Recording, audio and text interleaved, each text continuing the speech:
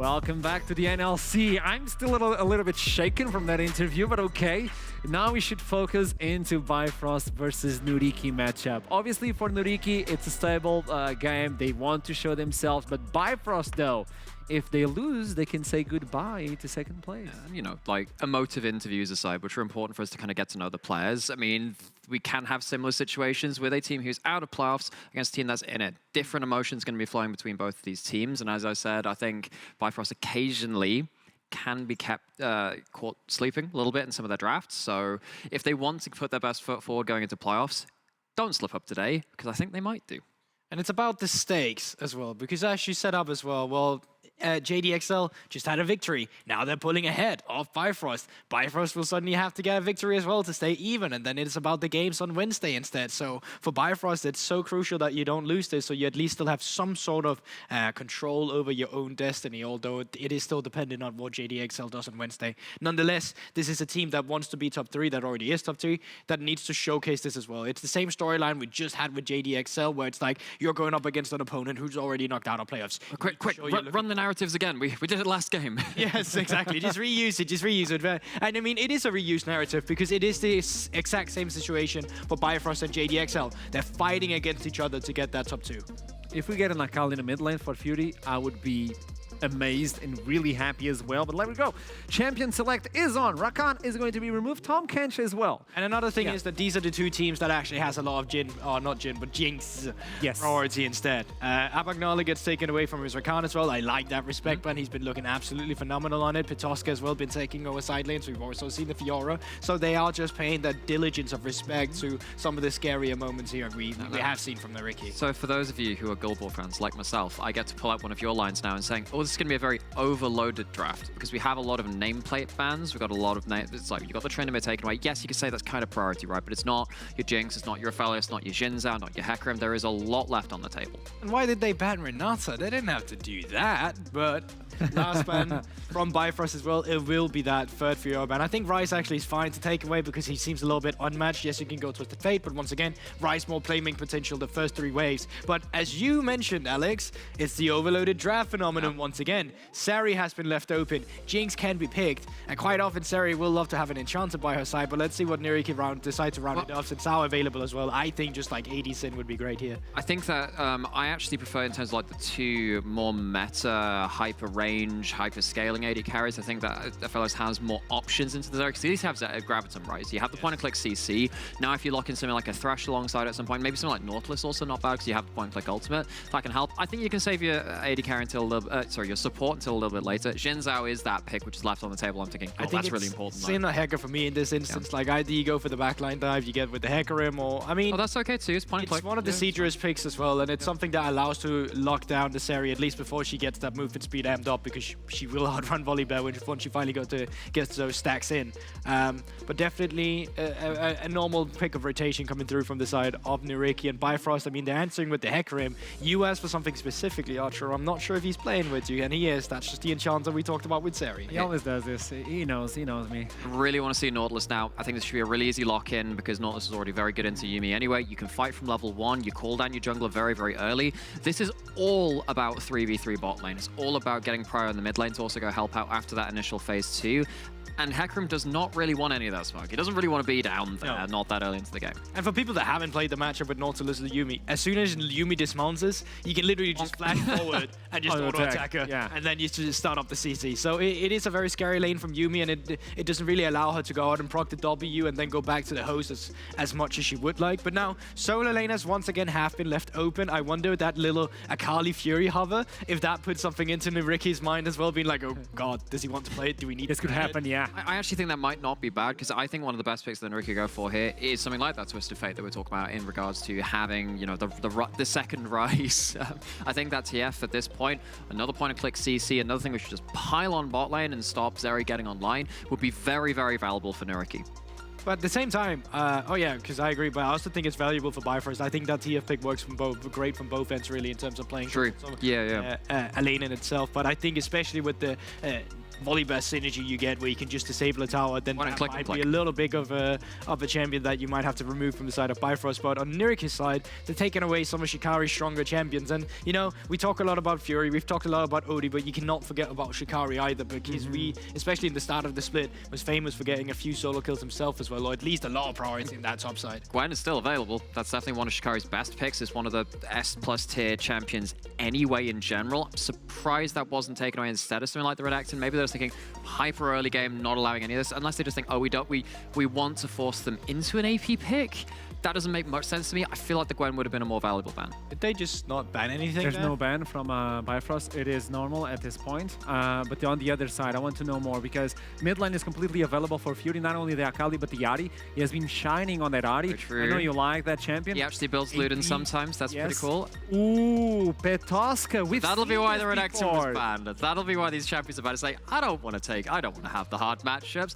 Petoska gets to show off a bit. Yeah, definitely. And I mean, what picks are there into the ribbon that you could then go for? Because even the Fiora has been taken away by Bifrost themselves. Oh, that would be honestly pretty decent, but it wouldn't be the most valuable Poppy game we've ever seen if it does get locked in, although it does have that grounding effect. So it's fine for laning phase and it's fine for stopping ribbon. The ult is huge. Yeah. The ult is huge. It's the one thing I'm thinking of with that. I think that, yes, you're saying, okay, it's not a dash jungler. The Aphelios is not going to be The something that Q you're from gonna be- Volibear gets stopped though. Oh, really? I actually hadn't played that interaction. I know that worked with... that's cool. We'll talk about that as well. But with the Elise spider Q, sometimes it does the same thing as well, because if it's from a certain range, it actually counts as a dash. But now you actually have the ability to hyper dive, punch someone out of the fight, and use your mobility to shut down the rest of NYYRIKKI with these Honestly, picks. just go TF here. Like, you can play for bot side dives, you can play for top side with Riven as well. It's just a pick that really enables a lot here. Aero, though, in the past, Oh no, this is... have been like to play either the likes of LeBlanc or something for lane as well. So Silas will be the lock-in. Yes, It is also Chimera, like- you seem very, very It is... urged to talk about this pick. It is about the worst pick you can play against as Ari, because he uses your ult just better than you. He can fight you very early on. He can actually poke you out of lane once he starts leveling up the Q as well. Plus, you still don't have the damage to shut him down before that second Kingslayer comes in a lot of the time. Silas is actually something which... I seem to remember talking to someone from NYYRIKKI at some point saying, oh yeah, if you want to play Ari, don't let them have Silas. So, I mean, they knew it. But I still feel like once we take a look at these compositions and have a look at the front to back, I mean, it's difficult because NYYRIKKI's composition do have frontliners, but they're bruisers, they're not tanks. Yes. While on Bifrost side, you will have the Hecarim who can go tank, you will have the Poppy, you will have the extra movement speed you get from the Yuumi and from Seri itself. So even when Nautilus press the ultimate on you, you will actually have so much movement speed that you can still like dive away for not to really matter, and then play around the other carries you have on the team. So I actually think Bifrost's team composition is a little bit easier to execute, while on NYYRIKKI's side, they probably need to get their carries ahead in the early game, or they might struggle a little bit. And this is one of the last opportunities for Bifrost to take that second seed. So it's really important for them to defeat NYYRIKKI. They've done it in the past. Will they do it in the present? I don't know. But that's why we're going to toss it to the casters at the casters desk. Actually, I can tell the future. I'm not going to tell you, though. You have to wait and see the game, because I've got the script like right here. I've written it down. So you've got the script, do. but you can't see the future. I can if you can have see the the script. future. What? I said I could see the future. I'm just not going to tell them. Oh, okay. See? Very good. Can't spoil it. That would be rude. You know, I've got better manners than that. Don't get away, honestly. Who does this? My caster today, I tell you. She wants to know as well. But, speaking of, we're going on to the Rift. And we've got another one of these very important games. Thank you very much, as I realised my microphone was in fact in the wrong position. People sorted me out. I wasn't paying enough attention. I was like, why can't I see properly? Because the microphone's actually in front of my eyeball. I am capable of living life and commentating properly. I'm not completely stupid. Just only partly. It's fine. Every man needs somebody to take care of them. I think I need several people to look after me, I swear, honestly. Still, we've got ourselves a pretty good Yuumi draft from the side of Bifrost. Lots of people for Duel to end up on top of. And NYYRIKKI, a little bit more spicy. Petoska gets his Riven, bit of dive, some good ultimates for Aeroda's pick. All of that kind of jazz. I feel like the NYYRIKKI draft relies a lot on playmaking as well, specifically That's because you fair. have the Riven, can be stopped by Poppy, can be stopped by Ari, can be stopped by Yuumi, can be exhausted by Yuumi, can be stopped by Hecarim. So I was talking a little bit to Alois, who is a Riven connoisseur, right? And to Genax, and they were Indeed. like, Riven is playable when there's necessarily not too much CC. If you're able to pin her down and stop her, even if she finds a flank, the second you pin her down, she's a squishy technically. She's a fighter, yes, but she's very squishy. The second you pin her down, she's actually dead.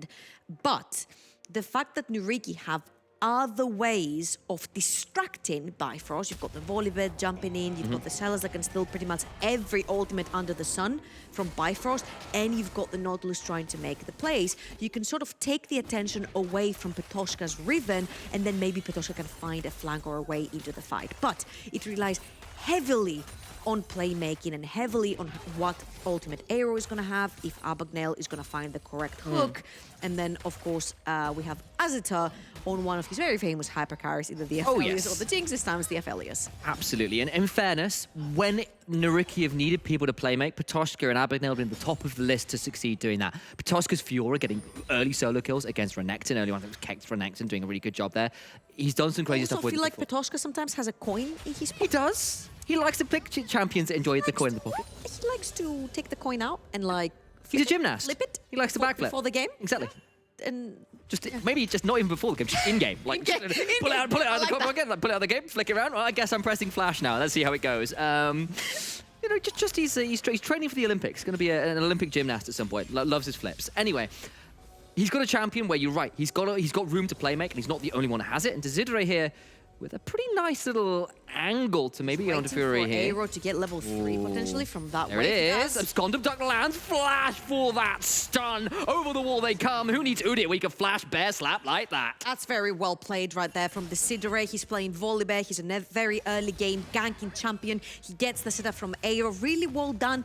Wait for that level 3 to hit. So you've got the W and you've got the E onto the Sylas. He manages to hit the Chain Fury, doesn't flash it in time, and the Desiderate gets a pretty easy way in. And even though flashes are down, the sellers will be able to push in that wave underneath the tower. Fury's running the Ignite. He's not necessarily running the teleport. Oh gosh, that was a bit of damage. I thought that was a tower shot going for Petoshka as well. That's the reason I got a little bit nervous. Fortunately, it was just one of the minions, but Steadfast Presence is down. Petoshka, without any potions in inventory, is going to have to go for a back at this point. Just can't stand in lane any longer, which is a bit of a problem. That wave being there means it's going to force the teleport out as well. The best thing ever, but he does get the longsword, does get the refillable, so should be just about okay. And NYYRIKKI, reminder, are of course out of playoffs, but could still play spoiler here. That's the big deal. They can do Bifrost some serious harm by taking this win off them, because as it stands right now, they win this game, they stay tied with XL. They want to try and win, and they've got a relatively easy schedule. They're playing against Singularity on Wednesday at Bifrost, and that is a hopefully fairly easy win with how Singularity should be. Yeah, if you're looking at the standings, Singularity is the team to beat. Absolutely. If you're at the top of the standings right now, and as it stands, Bifrost are one win away from JDXL, who played the game previously, and they need to reach them. Now, I'm looking at the trades right here. It's a bit rough. He seems to be taking a beating onto that arena. Goes over the wall, be straight to Desiderate, who's managed to find another gank here. That's going to be the exhaust, it's going to be the heal, and Odie needs to try and find his way out. The Dusk Wave comes through, not quite enough damage, and it's not going to be enough to get anything done, but it is going to force a lot of summoners. It's going to force a reset from Odie, but Desiderate continuing to be obnoxious. Duel needs to make sure he gets on top, but he gets stuck mid-W. Can't quite kill him with the Stormbringer. It's not Stormbringer, the Sky Splitter, there's the word for that ability. Took me a second, but either way, we'll get alive. But it's going to force a delayed reset. It's going to force him to the tier 2. It's going to force him to lose a lot of the wave. And Shakari here is kind of trying to proxy for him and keep Petoshka away from his own tower. You see what Steadfast Presence is doing? It's making things obnoxious. Yeah, the thing is that they were really worried about Seaboy. This is why Petoshka was playing further back from his tower, because he was expecting a dive to come through towards the top side. Hecarim plus Poppy is very easy to dive. You've got a bunch of CC among the two. So Petoshka really respected the fact that his jungler showed bot side of the map. There was a huge wave shoved into his tower, so he could potentially get dived. Really good stuff right there from Petoshka. We'll lose on some experience and gold, but he makes sure he stays alive. Seaboy's gank didn't also work on Aero. He turns back alive. And very crucially, there was a bunch of CS that was missed from the bottom of the map, as well as a lot of summoners burned for Odie and Duel. absolutely is. Now, of course, one of the ways you deal with something like Zeri and Yumi is smashing them in lane. Make sure that they lose lane so hard. Squishy. Exactly. You're pretty much playing against one person who's piloting the Yumi. So the second you manage to catch Zeri out, and it's a very easy point click, right? You have the Nautilus can flash root, you've got the Volibear can flash Q, you've got so many easy setup CCs, and especially like Namera mentioned on the desk, if you also have the Gravitum onto Azita and you're able to slow down your opponent, root your opponent, it's going to be a much easier way in, exactly like you did down there, right there. You root them, and then you put down the herd. And honestly, in that interaction down the bot lane, where Azra pops a heal, I felt Azra being like, go, go, go, go, go, go, go. I have Infernum, and he actually did a lot of damage. Yes, he did. And of course, literally everybody has some CC, most of it point and click, honestly, to deal with Zeri, which is often gets free reign, as you said. And they're going to keep shoving in bot. They're going to leave this Drake alone. I think they might actually be hiding in that bush, as I missed Desidere's icon under the bush. Yeah, he has sneaked around. He knows that Bifrost are on the bot side of the map. Remember, there's no summoners available for OD, so the flash is just coming up for Desidere. It's just coming up right now. There's the reset coming through. Dredgeline goes wide. And actually, no, they're stepping back forwards. He's going to cancel the back. Nice, so much time wasted. On here. It is a lot of time wasted. If that doesn't result in a kill, that is a shit. Here we go. They've got flash up, and it's just going to be a spark surge away. That is so worth it for Bifrost. That is so worth Bifrost. C-Boy is already back. He has recall. He's gotten his boots up and available. He's about 20 CS ahead onto Desidere as well. And mind you, yes, this is a farming hacker and you need your level 6 to start trying to make plays. Desidere makes them much earlier onto the map due to the kit of the Volibear right now. And they still cannot catch Audi. I think Audi and Duel are one of the most intelligent bot lanes that we have onto the NLC. They sniff these things out. The fact that they couldn't see the Volibear, they couldn't see Desidere onto the map, made them respect the fact of that happening and actually kept them alive. Duel's Tahm Kench over the last couple of weeks, utterly obscene. Was, on my mind, the MVP of their win over X7. Turned up in every single fight, turned around so many plays. And then Odie, on the other hand, is statistically probably the best AD carry in the league. And I say that now, he is #1 in CS per minute, #1 in GPM, #1 in kill participation, #1 in damage share. And Astra should also be extremely close. He's pretty... This guy, when he pops up from hyper carries, he really does. Now, of course, we have to take into consideration because when your team does well, generally in a game, you get a much easier time to scale and hyper carry when you're playing, you know, the Zeris, the Aphelios, the Jinxes. Whilst Azator, a lot of times it has come up to him to be able to carry in the later stages of the game because he's a hyper carry and the rest of the map is not necessarily doing that well. Talking about the rest of the map, top side is actually losing a lot of pressure on the Poppy versus Riven matchup. TP was expanded right here from Petoshka, but the Rift Herald is going to go towards the side of Bifrost, and I feel like they're one step ahead on everything. They know exactly where Desidere is. The only one who's been a victim has been Fury so far, which is not very surprising because every time we've seen a victim on the side of Bifrost, it's usually been Fury, who, yes, he's not having the best season, but if he's able to absorb all of this pressure and take the flashes away from Desidere, even if he dies, that means that Audi and Duel get to scale freely into the late game. Abagnale there went for a bit of a solo warding mission while we were having that discussion and did have to flash out. I don't think he expected C-Boy to be in his bot side jungle that quickly after having taken the Herald, as Petoshka does get a second play up here, but is going to need to find his way out of dodge. Does, of course, get the stun down there and get over the wall before the heroic charge can get him attached to the wall. And will happily take the 2 plates there in trade for the Herald take, the roam there from Shikari, and is not going to get interrupted on the reset. And usually when we're talking about a team having Herald, you're looking at 2 to 3 to 4 plates being taken by yourself before the Rift Herald gets put down for you to say, okay, it's maybe worth it that we didn't put the investment to take the Herald because we can also take turret platings. 2 have been taken away so far from Petoshka, but if you look on the other side of the map, there is 1 missing for himself as well. So technically, if you put down the Herald, and I think maybe C-Boy is looking to possibly put it towards the bot side of the map, because guess what? Summoners are up and available for Audi and Duel. They have 4 among them that are actually aggressive summoners, combat summoners between them, and they also have level 7 on C-Boy. The ultimate is going to be a playmaker towards the bot side of the map. Gonna take a lot of damage, and there's going to be nearly a solo kill. Has at least got himself a little bit of shielding from the E there to get himself out of danger. It's a flash down. Shikari nearly getting the solo kill. That is deadly. I don't know if anyone saw how many minions are underneath Patoshka's tower, because right now she carries So rough. one level ahead. Oh my god, he shoved in like 2.5 waves worth of golden experience underneath Patoshka's tower. He's gonna take 3 tower platings to his name, and Patoshka's Riven is gonna fall massively behind after this. And that was a bit rough. He does lose about half, or does lose the 4 waves, so he loses about 10 CS. They had managed to catch up. I just got a good reset, but you can see what Poppy can do early here before some of the items come through to make Riven dangerous, especially because Steadfast Presence blocks most of Riven's abilities as bot side. Ult popped by Yuumi. Zeri hopping forwards with the lightning crash as well, and it's Seaboy who onslaughts of Shadow to kill off the Nautilus, diving onto the Diver. Azator has already burned Flash and Heal. Fury steps forward with the Spirit Rush and secures a second. Bifrost are on the board. And honestly, since Shikari is taking care of the top lane threat, why not shut down the one gem that Herald as Nuriki well. literally has toward the bot side of the map? We talked about the win conditions for Nuriki. It is Azator popping off on these hyper carries. You managed to shut him down early into the game. He never reaches that point where he can actually one-shot you because you finish the game off much quicker. Seaboy needs to be careful here. He's got no ultimate. He's got no ghost. He's just going to go down. He's absolutely dying here. He's got no HP. He doesn't. He's in the grave. He's turned to glue. And that will be Desiderae who will help pick up this dragon, stop the dragon stacking, and get a kill back. Very important. A little bit too greedy from Bifrost, who didn't expect the quick resets.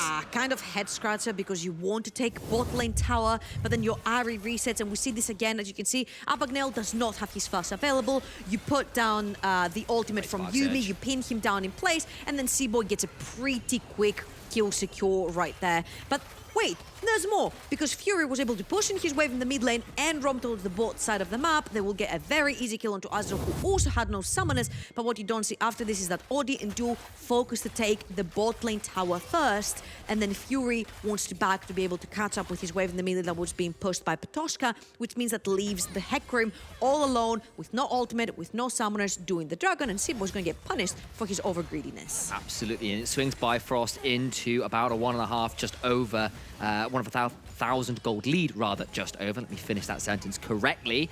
But it might well be extending here a bit more. Is they going to claim some more? He's not allowed to play the game. He is not. He's playing. He's not allowed to play League of Legends. Absolutely not right now. He's got the Gordon complete, but he's kind of been left to wait for 2 items, I feel, on this Riven. He doesn't get to play early game aggression on this champion with the way the game is going, with the way the picks are going.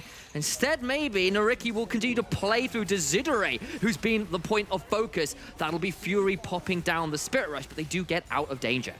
I feel like something's wrong with NYYRIKKI's shot calling here, because Patoshka was coming in. That means that Desiderae, if he wanted to, he could have gone in. That would have been a 4 versus 2.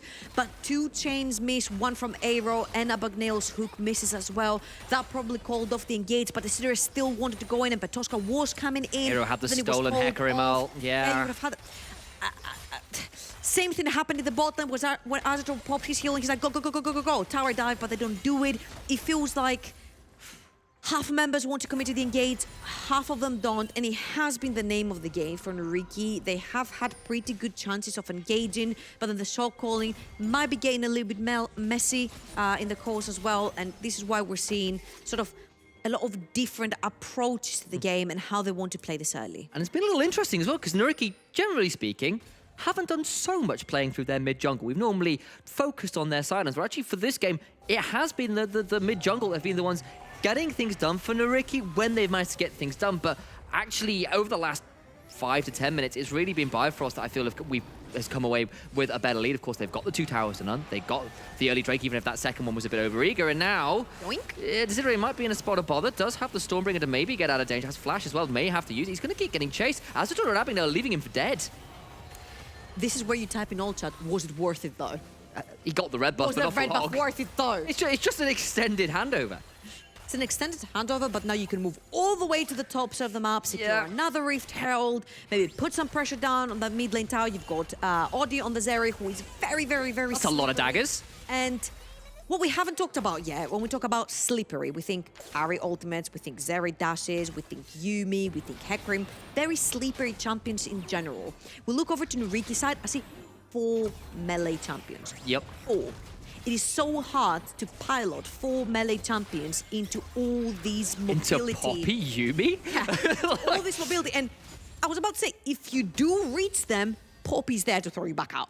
Yeah, I mean, like, don't get me wrong. They've got lots of ways to potentially pin down single targets. You only got one out, though, and that's actually only the support who's done the CC already. I think Shikari should surely be just dead to rights. He's got flash, but doesn't use it. Knows he's likely dead to rights. That's going to be the Abscondum Doctor. That's not going to land because it went the wrong way. Aero still has flash, though. Could maybe burn it himself. Steadfast Presence surely going to be off cooldown. That's going to be the Steadfast Presence down already. Chain Lash is coming down on the top side. Fury and Seaboy looking to dive onto Patoshka, who's got a Gore Drinker, but it will be tears that Fury's drinking in turns. Essence Thief, and they won't get the kill either. Teleporting towards the mid lane, and it's just NYYRIKKI falling apart. Can't make the play succeed. That was disaster. Patoshka dies in the bot lane. All the pressure's tier 1 mid lane. Then Aero is trying to make a play because he's the only one who's fed. They expand 2 flashes. They expand Ignite to try and kill the Poppy. They never kill the Poppy. He has to TP back to tier 2 bot lane tower to just catch the wave because it's a lot of experience he's missing out on. I feel like NYYRIKKI is falling apart. Bifrost is absolutely running them over.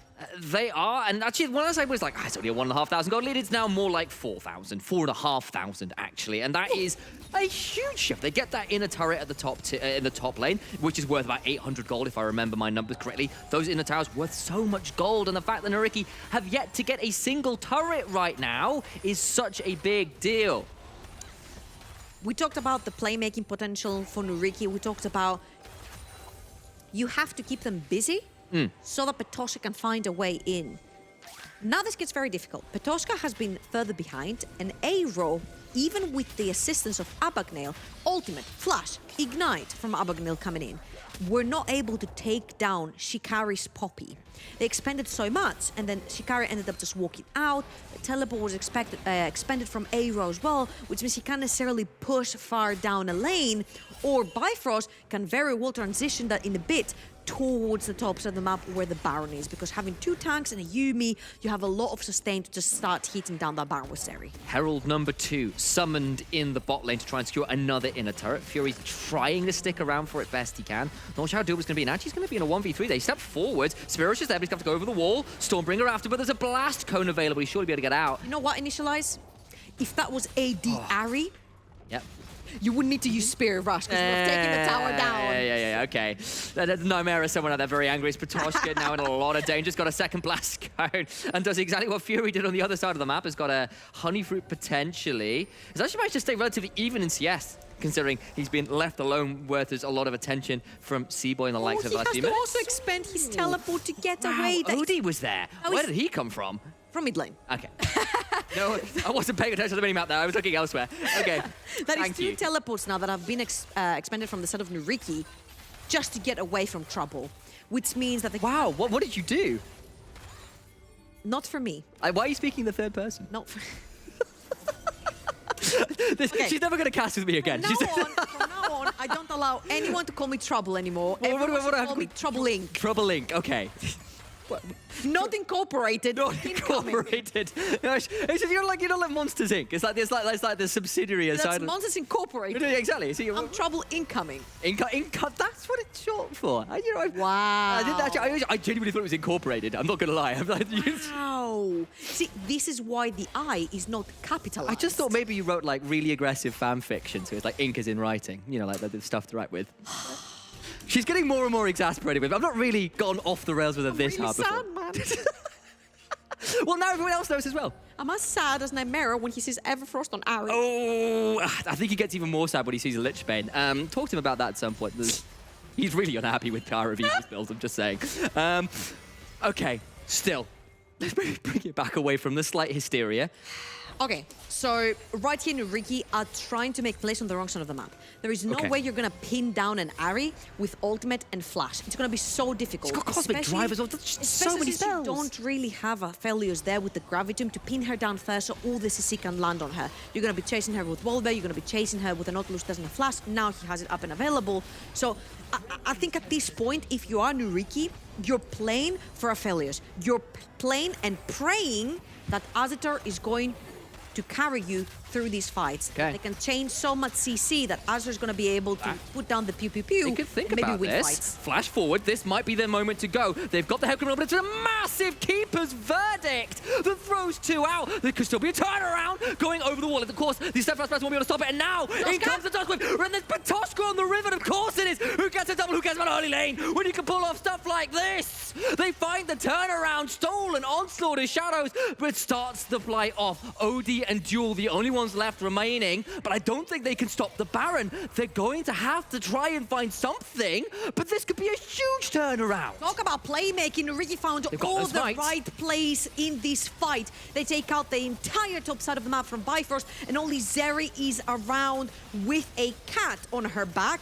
But this could be the difference. Zeri is just so good at just peeling backwards and just skipping and jumping around unless Aero can pin her down. He's going to come over the wall. That's going to be onto the Yuumi. They've not quite got Baron. Teleport's coming through. Remember, there is no smites here. Desiree is coming over. He's going to have to flash in potentially. He will do it to make sure he can secure the Baron. Now he's got to come through. Get it. Now they've got to continue chasing. What else can be done? Look at Odie. Look at Shikari. Watch whether they can continue the chase. The lightning crash is not available, so the speed is not there. There is no Yuumi for Zumi. Seaboy turns up too late. A big Baron goes over it. It's a big bounty, and NYYRIKKI are right back in the game. That is so important. We mentioned how Azita needs to be the carry for his team. Now getting the Baron buff, stalling all this incoming pressure from Bifrost is going to be huge for him. And again, Aero takes the Hecarim ultimate, very crucially does not use it. You will see that the second Shikari is in, he gets a huge ultimate onto 2 members. But the very crucial thing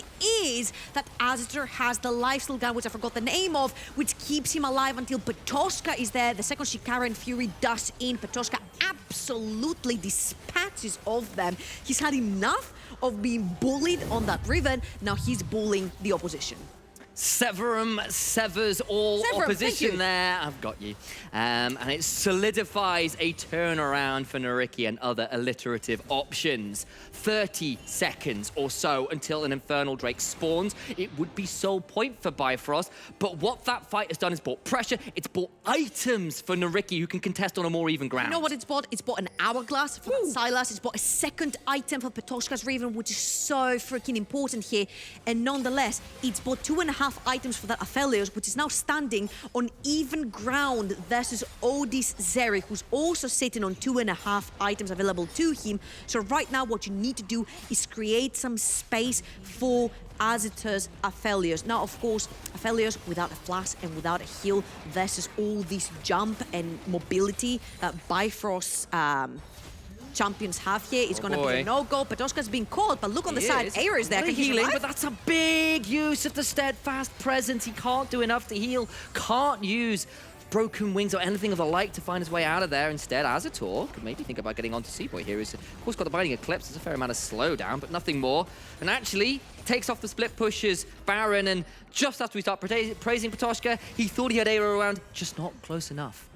I could have seen this play if NYYRIKKI were putting pressure somewhere else on the map. They weren't contesting the Dragon, they weren't pushing mid-wave, they weren't pushing bot-wave. So Bifrost doesn't have to do anything. They just recall and they send 2 members up the top side of the map to catch Patoshka out, and then they also take Dragon. I feel like these are the small plays when we're talking about the top table of the teams where they're like, all they want to do is just scale. They don't mind about too much playmaking, just pick champions that can scale later into the game. If you play better League of Legends, you're bound to win. And we see here that NYYRIKKI is falling a little bit short when it comes to macro.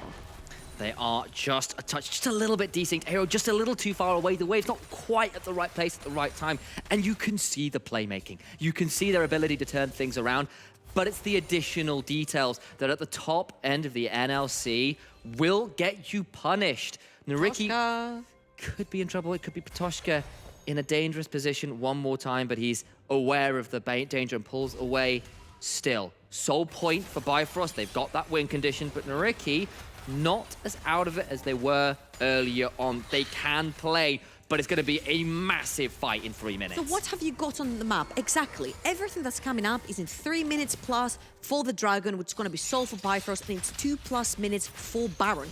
Stay around Azetor, let him farm. The poor guy cannot even step forward in the mid lane to take all that farm. So it just becomes a little bit more difficult for Azetor to finish up his items. Everyone is sort of leaving him alone, and they're trying to obviously shadow Aero, who has the shutdown, who has the kills, who is able to kill people really quickly.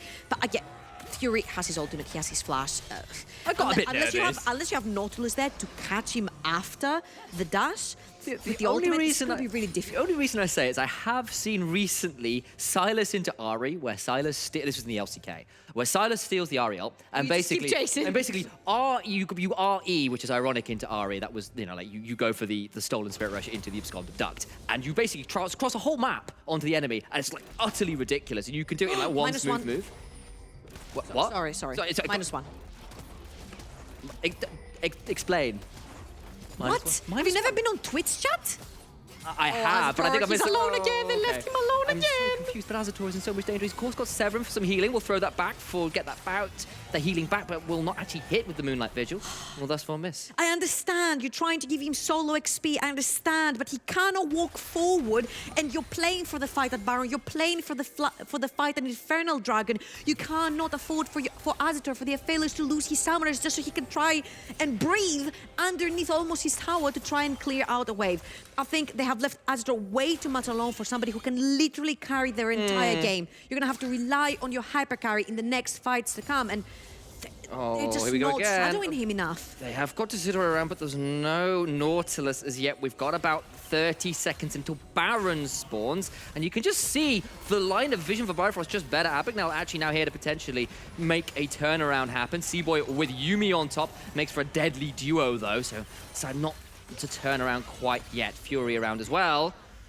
So NYYRIKKI just run out of mid lane. the weird thing here is that NYYRIKKI have chosen toward the bot side of the map, towards where Petoshka is, and potentially the next dragon, which is going to be coming up in 1 minute. They've taken control of the bot side of the map. Now, the issue is that probably Bifrost want to play towards the Baron. They want to be able to put pressure down on the map, aka get the Baron up minions, push multiple lanes at once. You have the Yuumi, you have the Slipperies, you have Fury onto the Ahri. It's just so easy to just push a lane and then back out. Now, again, I just find it so difficult for Azetor to move into this fight, to walk into these choke points, having an Ahri and a Hecarim and a Poppy and a Zeri jumping on him, unless everybody bunches up around him, which means they're gonna take the pain as well. If they do so, I don't know. That's gonna be a root that does land. He's not quite close enough. Odie's gonna have to go over the wall. Lightning crash comes down. Disintegrate over the wall. It's easy. Onslaught of Shadows that turns it around. And Odie is alive. He's gonna turn it back around. Look at the speed up. Petoshka's here, but I don't think he can do enough. The Moonlight Vigil will try and get Chakrams up. Azetor trying to shred through as many people as he can. Goes golden. Petoshka as well is there, but it's just not enough. The key strike won't do enough. It will kill Shikari, but in the end, it's a 2 for 5. Odie survives. Odie kills them all. And Odie could maybe even look for the soul. They won't go for the base quite yet. 0 deaths, baby. Odie is giving them the Slipperies right now, and we talked about this. You need everyone there. You need Nautilus most of all, because wherever you dash, once the ultimate is on you, you will get CC'd by Nautilus. Once Abagnale cannot get that engage, you just expend so many summoners and so much effort into trying to catch Odie, who, mind you, doesn't just have 2 summoners, he has 4 due to Yuumi on him, the exhaust going down, the book going down as well, the R from Yuumi. It's just impossible to chase a Zeri with just two champions there.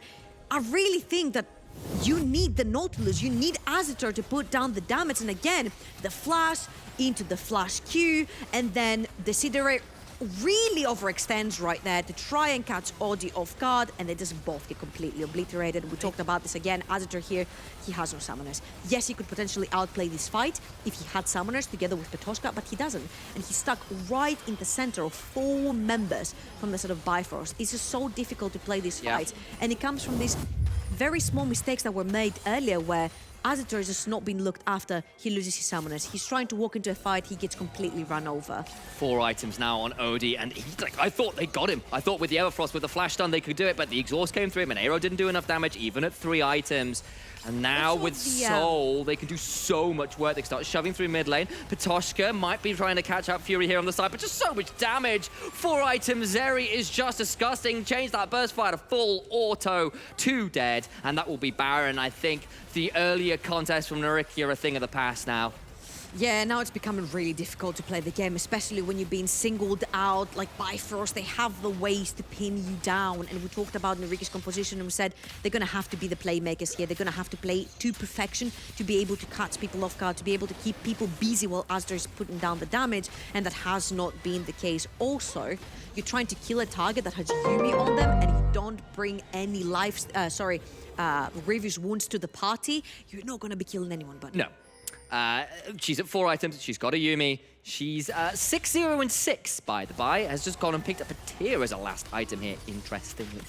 Very late in the game to go toward that, but very strong. Probably and of course, the tears of NYYRIKKI. yeah, pretty much. And, you know, like, of course, this Ahri at 3 items with a Void Staff going towards a death cap here as well is no slouch on the damage front either. It's just challenging, especially with all the vision control and an Infernal Soul with 3 Infernal Drakes to its name. Just so hard to survive long enough against this squad. You need to run. You need to run right about yesterday. Yeah, there's a Spark Surge over the wall. That will be the Stormbringer to maybe get out. I just don't think it's enough. Desiderate running away, but he's going to get hunted down. I know what tears it is. JDXL fans tears. I mean, yes. Yes, it is. Because they thought for a moment maybe they wouldn't be tied up here as Abigail going to get run down as well, and it's starting to become desperation. I understand why you make those desperation plays, because you need to. So much damage onto Aero, who thought they had the jump, but it's going to be turned around. Spirit Runge comes through and secures another soul for the Ahri, who's now 5-2 and 5. Well, that's all she wrote. When you have C-Boy running past inhibitor towers into your base, you understand how difficult that situation is for NYYRIKKI, and of course, Bifrost again. They played their game 7-0-6 onto Audi. We mentioned it's going to be the battle of the bottoms, what I call it, versus Azator and Audi comes out on top. He absolutely does. Such a strong performance. Stayed alive against everything and the kitchen sink thrown by the NYYRIKKI. They've got one final Nexus Tower to maybe make one last stand. Steadfast Presence is down. That means there's an option for Pizzo's going to get to the backside, but it's just not going to be enough. Tries to do what he can, but all the while, Bifrost clean up. A final double kill for Fury, and they will also move to 13 and 4. It's getting spicy between them and XL. Ooh. Spicy, as Ashton would say. Yeah. Honestly, He will probably. XL is sweating right now because let me remind you, I've got my notes here. Bifrost have to play Singularity on Wednesday, but XL have to play Riddle. Yeah. And they have a much harder task, which gives Bifrost probably a really easy way towards the top 2. Great win here by Bifrost. I think it was pretty clean. They out-macroed NYYRIKKI and they just beat them on the details. Absolutely did. The entertainment continued. The race for second or top 2 continues. But we are going to have to pause for a quick break. And when we come back, Arshan will have some interviews for you. So go absolutely nowhere.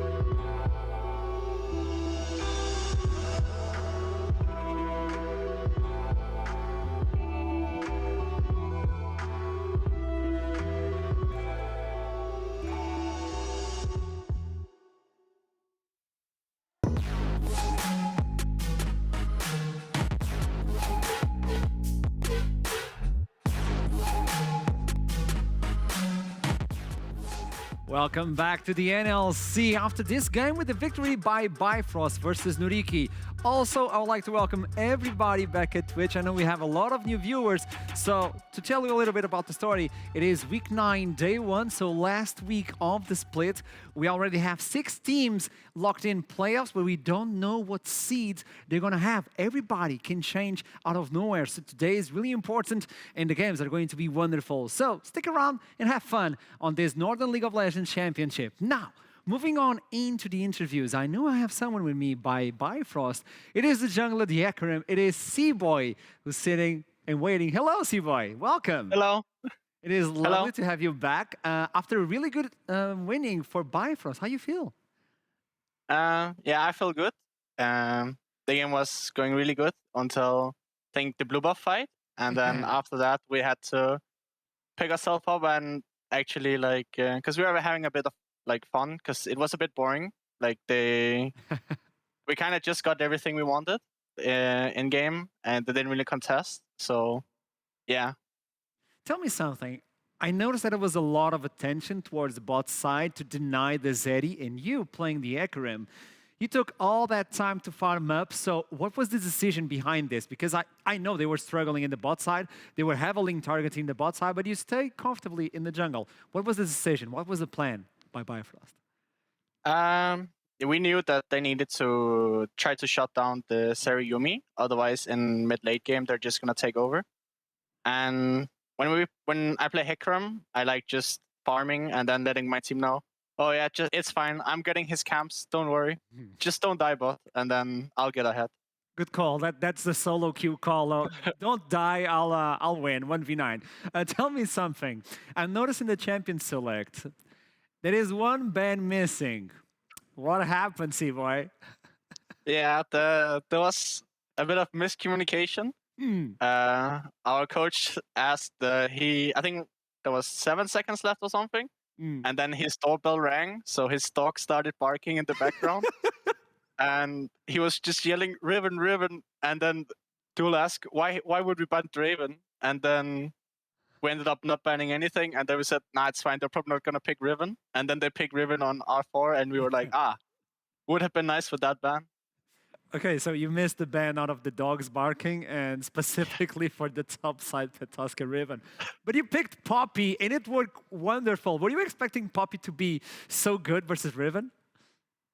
Yeah, we played it in scrims before, also against some other Dash champs. And Shikari is always doing great on those weak side champs, and he pretty often just gets ahead in the lane. And when he said pick me Poppy, we just pick it for him. Okay. Looking into the big picture, C-Boy, last question of the day. It is Bifrost are still trying to get the second seed. The first one is still available, hard to take it, but it's still available. Where do you realistically see Bifrost right now?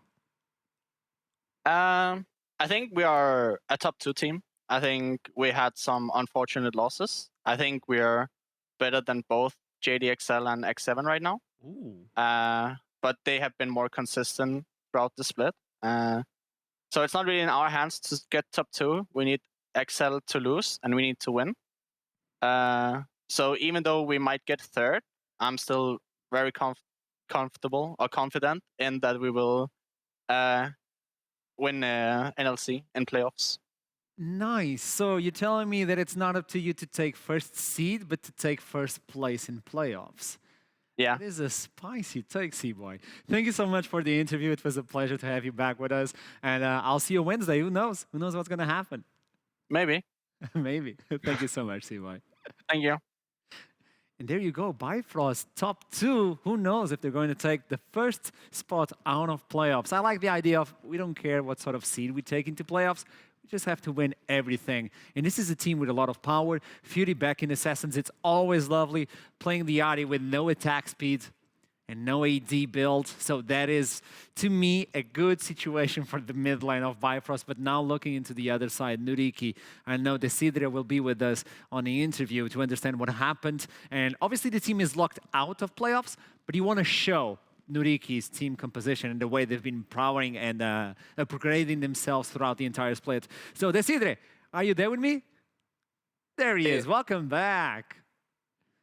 It's been a while. It's been a while. So, looking into this game, I noticed a lot of attention by you in the bot side, trying to remove Zeri from the game, but it just didn't work out. Why do you think it didn't work out? I think the game went kind of south for us, even from level 1, even like from the pre-planning, because we thought we would have both power in this matchup. Turned out we can't really get it, so there was a misunderstanding. So it impacted the initial plan, and then the game was kind of off balance, I think. Like, we had to find somewhat cheesy timings, and at some point in the game, we gave too much tempo to find these timings, like around the 6th, 7th minute, and then it kind of like spiraled out of control. I like the idea that the team, even though are locked out of playoffs, they're still showing that they are one of the good teams in the NLC. Probably like, okay, we have. Thanks, but would have been better to win. It could have been better, obviously, but you're still trying to get those Ws for NYYRIKKI.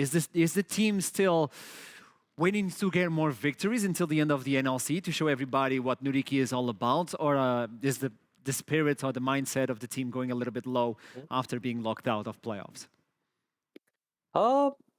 Initially, yeah, sure, it impacted us a bit, the fact that we can't really reach playoffs, but I think all of us want to show our potential to everyone and like still prove people wrong, even though we can't really go to playoffs. So the mental hasn't really wavered. I think maybe it even increased slightly on some areas. Yeah. So yeah, I mean, we're still working hard, and if not this game, then the last game, like, we will still look to shine and make a fun game happen. Love to see it. Love to see it. I want to see that, NYYRIKKI. And who knows what's going to happen on the next split, man. I hope the team stays together, and let's see what happens. Maybe. Okay, I'm getting a lot of sneak peeks today.